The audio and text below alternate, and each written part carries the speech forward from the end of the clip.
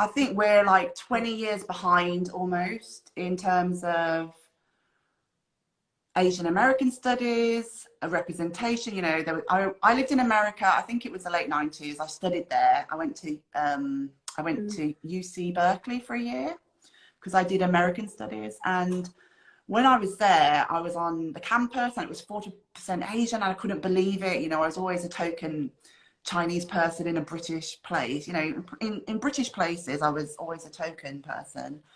So when I got to Berkeley, you know, there was like bookstores, there was Asian American studies, there were Asian American writers, Amy Tan, Maxine Hong Kingston, etc.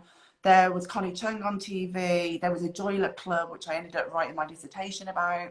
So even though I know Asian Americans, even now, they don't feel that they have enough representation compared to what we've got in Britain, it's much more.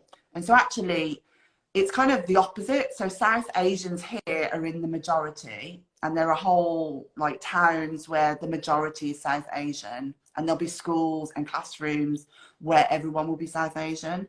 So the Chinese and, you know, Asian American, in America, it's mainly Chinese and Korean and Japanese Americans, and then the South Asian Americans seem to be like left behind sometimes. They don't have as much representation or power.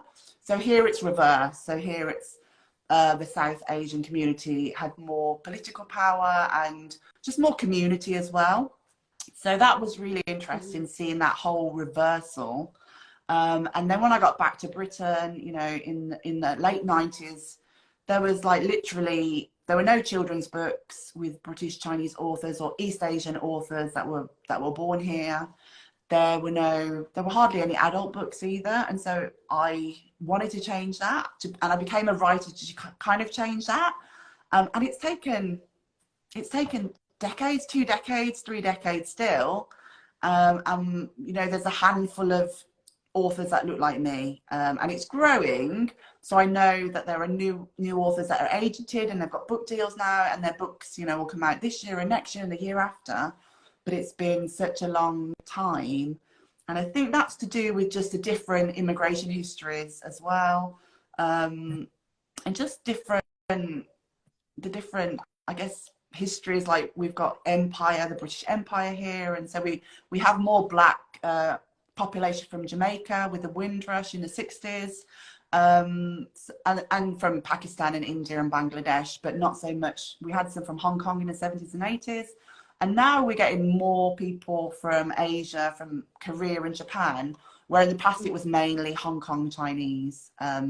So there were very close communities as well. So that all adds to the literary landscape, I think. So for my books, you know, when my books came out in America, they weren't that new because you'd already had, you know, stories very similar to mine. But in Britain, they feel like they're very new. They're a very new thing. We've not had a book with a British Chinese boy on the cover before. So it feels here like it's a new exciting thing.